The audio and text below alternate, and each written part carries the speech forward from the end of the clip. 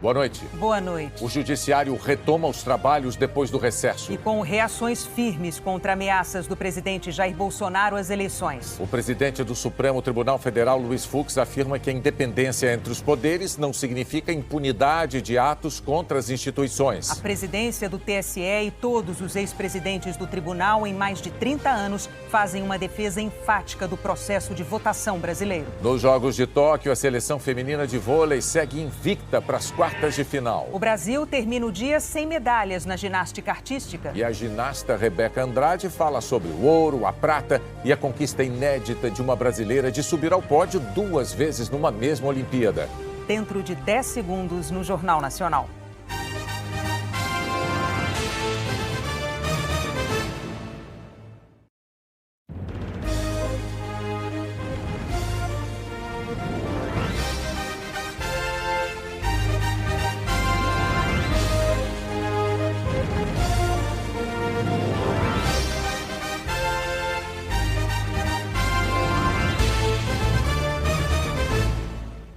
A seguir, milhões de alunos voltam para a escola em São Paulo depois de 1 ano e meio afastados por causa da pandemia. Entra em vigor a lei que pune empresas por uso indevido de dados pessoais.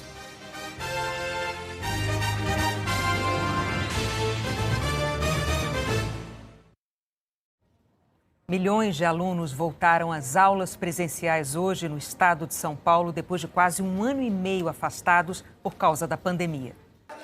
Uma geração de jovens tinha um encontro marcado para hoje, com a escola. Isso mexeu com eles.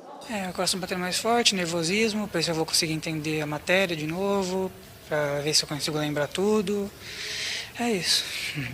Foi dia de reencontro para alunos das redes pública e particular na cidade de São Paulo.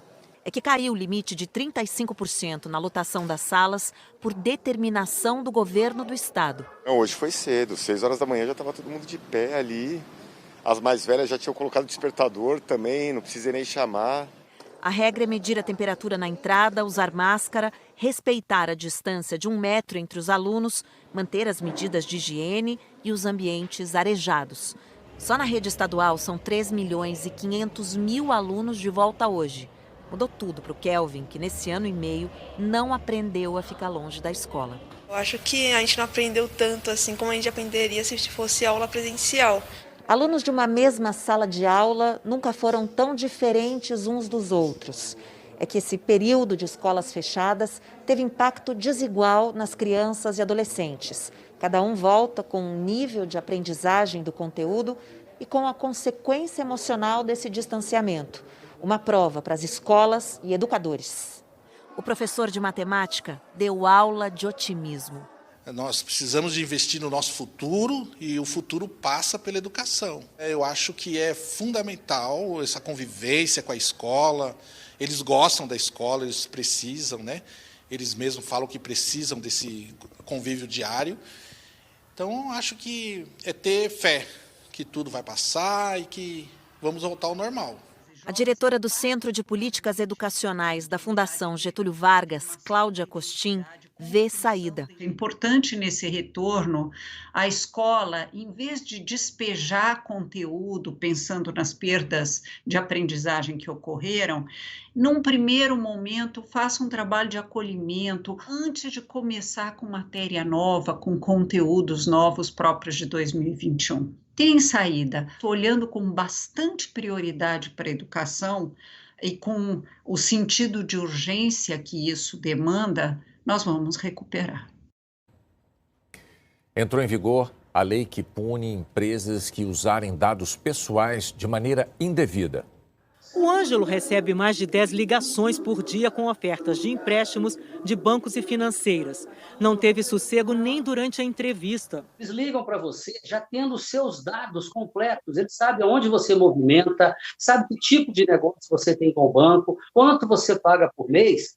É uma coisa que, no mínimo, me deixou muito intrigado. Perguntas feitas também por milhões de brasileiros que recebem ofertas de produtos e serviços de empresas que nem conhecem. Na hora de uma compra, é comum quem está do outro lado do balcão Pedir para a gente nome, telefone, endereço, CPF. Se o cadastro for feito, o consumidor tem direito à privacidade. A Lei Geral de Proteção de Dados proíbe o compartilhamento dessas informações sem a autorização do cliente. E o desrespeito pode custar caro. As punições vão de advertência a multa diária de até 50 milhões de reais. A Autoridade Nacional de Proteção de Dados do governo federal vai fiscalizar a partir de denúncias pela internet e punir. A autoridade, ela atua praticamente com todas as empresas. Uma simples padaria, por exemplo, ela tem o seu cadastro de clientes com dados pessoais, pode ter CPF, telefones. Nós vamos trabalhar sempre em função de uma denúncia, de um alerta que um CERT.br, por exemplo, nos proporcione. As empresas também podem ser punidas por outras infrações, como se negar a informar como os dados vão ser utilizados, impedir a pessoa de acessar dados armazenados sobre ela, não comunicar incidentes de vazamento de dados. Essa especialista reforça que cada um tem toda a autoridade sobre os próprios dados e deve denunciar se desconfiar que suas informações são usadas de forma irregular. O dado hoje é tratado como um novo petróleo porque as empresas conseguem otimizar marketing e direcionar vendas, né? Então, endereço, nome completo, CPF, faz sentido. Agora, religião, time, não faz sentido. Você pode se recusar a fornecer e, inclusive, você pode denunciar se você achou que aquela solicitação é inadequada. Morreu no Rio, aos 84 anos, o cientista político, professor e escritor Francisco Verfort. Ele foi um dos fundadores do Partido dos Trabalhadores e participou ativamente da campanha pela volta das eleições diretas no Brasil na primeira metade da década de 1980. Deixou o partido nos anos 90 e assumiu o Ministério da Cultura no governo de Fernando Henrique Cardoso, do PSDB. Implantou a Lei do Audiovisual, que impulsionou o cinema brasileiro ao permitir que empresas deduzissem do imposto de renda o valor integral de financiamentos na área. Francisco Verfort sofreu um infarto ontem no hospital em que estava internado. A seguir, o Judiciário retoma os trabalhos com manifestações veementes em defesa da democracia. Duas ações em defesa da democracia e do respeito entre os poderes marcaram a volta dos trabalhos do Judiciário depois do recesso do meio de ano. Após ameaças de Jair Bolsonaro às eleições, o presidente do STF, Luiz Fux, destacou que a harmonia entre os poderes não implica impunidade de atos contra as instituições. Também, em resposta a Bolsonaro, uma declaração conjunta do presidente e do vice do TSE e de todos os ex-presidentes do tribunal em mais de 30 anos reiterou a segurança do processo de votação brasileiro. A nota não cita nomes, mas é uma resposta aos ataques que o presidente Jair Bolsonaro tem feito à urna eletrônica, mesmo já tendo admitido que não tem provas e pedindo o voto impresso. A nota afirma que desde 1996, quando da implantação do sistema de votação eletrônica, jamais se documentou qualquer episódio de fraude nas eleições. Que a urna eletrônica passou por sucessivos processos de modernização e aprimoramento, contando com diversas camadas de segurança. Que as urnas eletrônicas são auditáveis antes, durante e depois das eleições. Que todos os passos, da elaboração do programa à divulgação dos resultados, podem ser acompanhados pelos partidos políticos, Procuradoria-Geral da República, Ordem dos Advogados do Brasil, Polícia Federal, universidades e outros que são especialmente convidados. E que as urnas eletrônicas não entram em rede e não são passíveis de acesso remoto por não estarem conectadas à internet. A nota conjunta ressalta ainda que o voto impresso não é um mecanismo adequado de auditoria por ser menos seguro do que o voto eletrônico, em razão dos riscos decorrentes da manipulação humana e da quebra de sigilo. E lembra que a contagem pública manual de cerca de 150 milhões de votos significará a volta ao tempo das mesas apuradoras, cenário das fraudes generalizadas que marcaram a história do Brasil.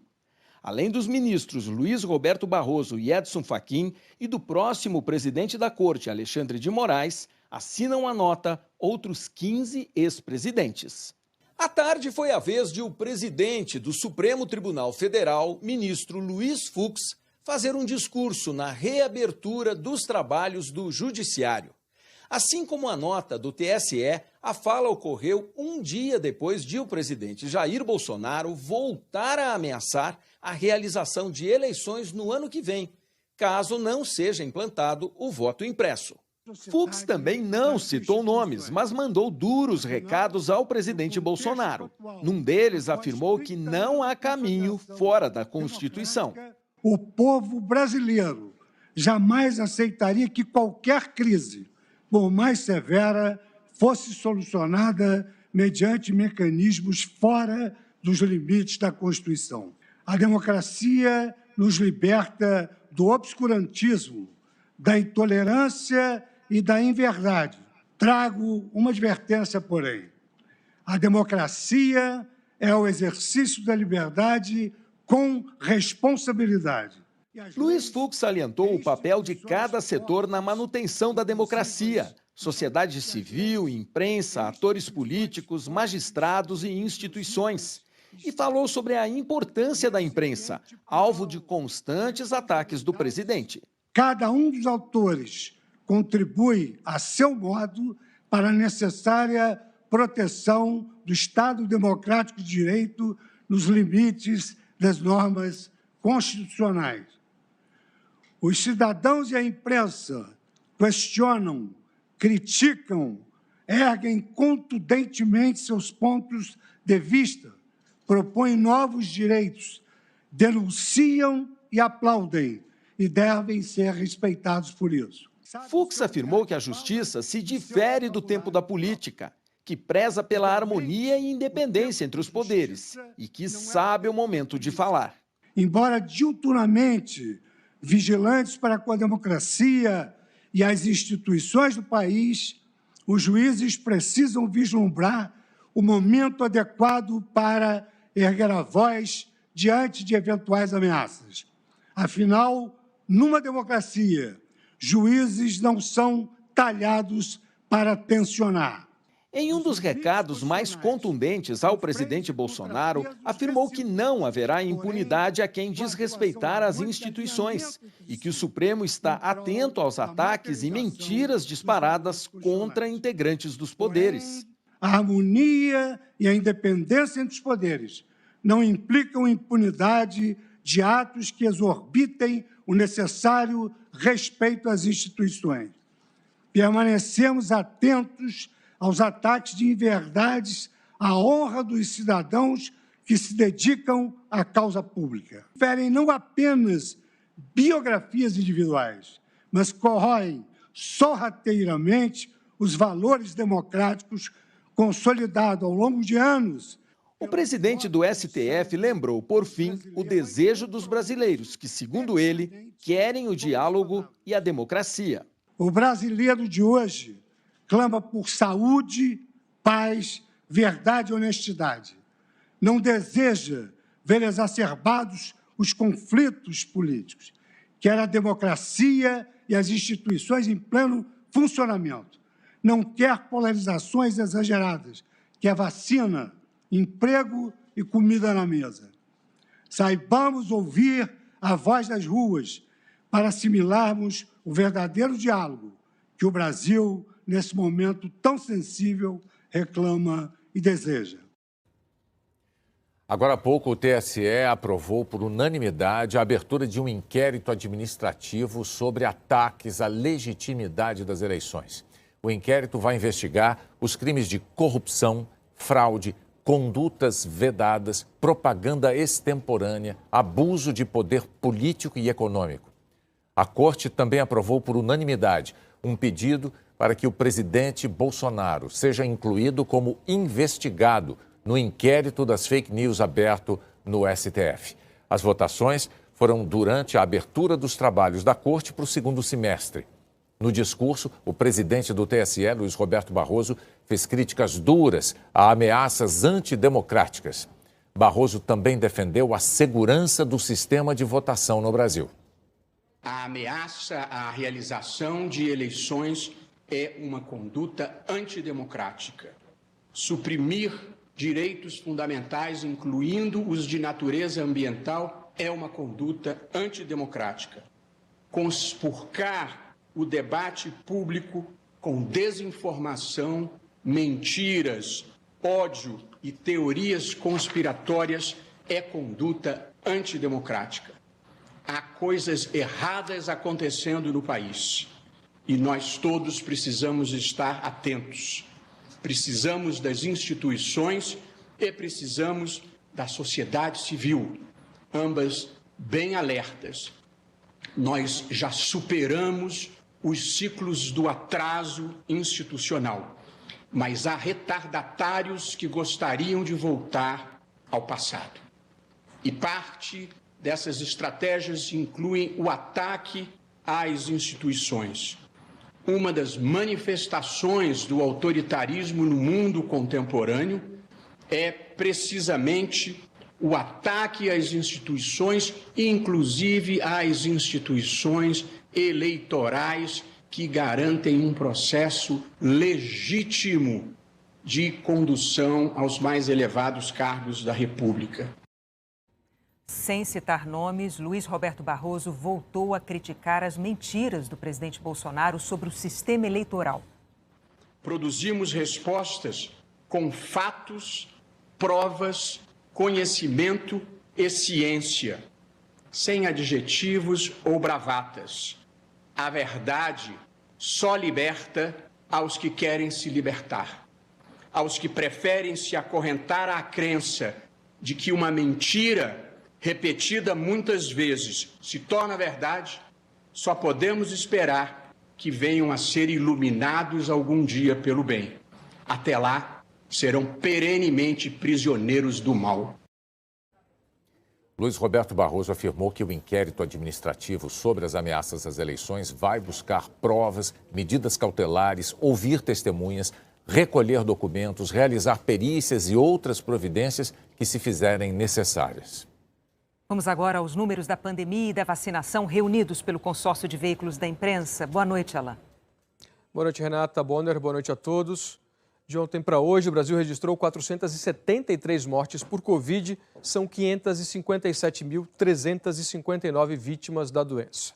18.247 novos casos foram confirmados nas últimas 24 horas. Total agora de quase 20 milhões. A média de casos segue estável, com redução de 8% em 2 semanas, ainda acima da casa dos 35 mil, mas é a menor desde o dia 29 de dezembro. A média de mortes tem queda de 19%. São, em média, 968 mortes por dia no Brasil, a menor desde o dia 18 de janeiro. 3 estados no mapa aparecem com alta na média de mortes. Em estabilidade, 9 estados e com queda, 14 estados e o Distrito Federal. Agora, os números da vacinação. Nas últimas 24 horas, 679.601 pessoas tomaram a primeira dose da vacina e 636.194 a segunda dose ou a dose única. O total do dia é 1.315.795. O Brasil tem mais de 101 milhões de vacinados com a primeira dose, ou 47,96% da população. Mais de 42 milhões estão completamente imunizados, ou 19,89% dos brasileiros. Em verde escuro no mapa, os estados mais adiantados na imunização completa, com o destaque dos 5 primeiros. Você confere outras informações em g1.com.br/coronavírus. Renata Bonner.